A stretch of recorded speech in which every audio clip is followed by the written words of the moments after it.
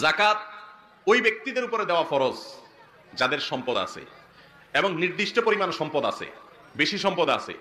স্বর্ণ অথবা রূপা, শুধু স্বর্ণ থাকলে 7.5 ভরি স্বর্ণ আর রূপা থাকলে 52.5 তোলা রূপা, এই পরিমাণ যদি গহনা থাকে তাহলে প্রতি বছর ওইটার যে বাজার মূল্য বিক্রয় করতে গেলে এখন যে মূল্য আসবে সেই মূল্য অনুযায়ী শতকরা 2.5 টাকা, 1,02,500 টাকা এই হারে যাকাত বের করে বছরে একবার সেটা গরিবকে দিতে হবে।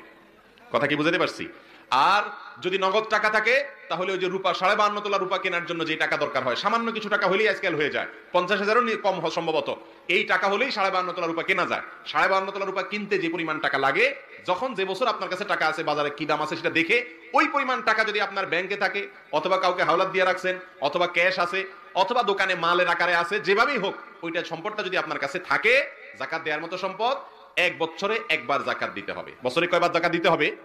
অনেক মানুষ আছেন যে আমরা মনে করি গরিব, অথচ তার উপরে যাকাত ফরজ, কারণ 52.5 তোলা রূপার দাম সামান্য, এই টাকা আজকাল অনেকের কাছেই আছে। এই টাকা যদি এক বছর থাকে তাহলে একবার যাকাত দিতে হয়।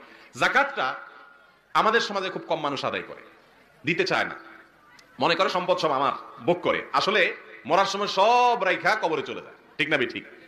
নিজের সম্পদের যাকাত নিজে দেয় না, সব রেখে চলে যায়। এগুলো সব ভোগ করে কারা?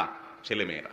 ভাইরা আমার, যাকাত যদি কেউ না দেয়, আল্লাহ বলেছেন ইয়াউমা ইউহমা আলাইহা ফি নারি জাহান্নাম, কিয়ামতের দিন আপনার সম্পদকে জাহান্নামে ফেলে রেখে আল্লাহ পুড়ে ছাই করবেন না, বরং লোহার মতো এটাকে গরম করবেন, উত্তপ্ত করবেন।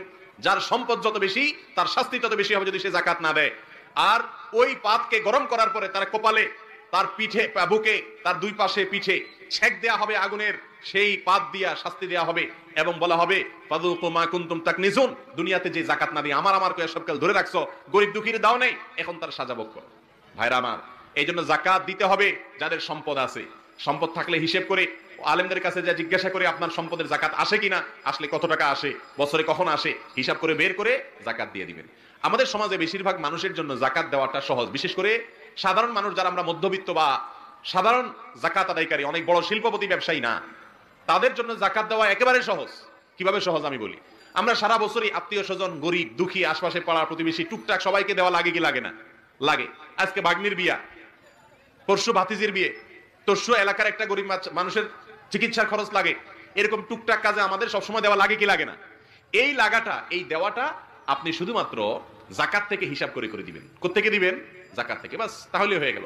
যাকাত সারা বছর ধরে দেওয়া যায়। আপনি শুধু ডায়েরিতে বা একটা খাতাতে লিখে রাখবেন যে আজকে একজন গরিব আসলো, তাকে এটা দিলাম যাকাত থেকে, নোট করে রাখেন। বছর শেষে এবার হিসাব করলেন কত টাকা দিলেন, আপনার যে যাকাত আসছে সেখান থেকে আপনি এটা বাদ দিলে হয়ে গেল। কত সহজ। অতএব যাকাত যাদের ফরজ আছে, যাকাত আদায় করবো তো ইনশাআল্লাহ। আর যাদের যাকাত দেওয়ার মতো পয়সা কড়ি নাই, 52.5 তোলা রূপা কেনার মতো সামর্থ্য নাই, তারা তো বেঁচে গেছেন, এই ফরজ তাদের উপরে বর্তাবে না। ইসলামের 3 নম্বর খুঁটি যাকাত দেওয়া, এটা গেল। কোরআনে আল্লাহ যত জায়গায় বলেছেন নামাজের কথা, সব জায়গায় যাকাতের কথা বলেছেন। কারণ অনেকে নামাজ পড়তে রাজি আছে কিন্তু যাকাত দিতে রাজি নেই, কারণ নামাজ পড়তে পয়সা খরচ হয় না। পয়সা খরচ হয়, নামাজ পড়তে পয়সা খরচ হয়, এই জন্য নামাজ পড়তে রাজি আছে কিন্তু পয়সা দেওয়ার বেলায় নাই। বন্ধু দুই রকম, কিছু বন্ধু আছে দেখবেন, দুই রকম না, বন্ধু কয়েক রকম।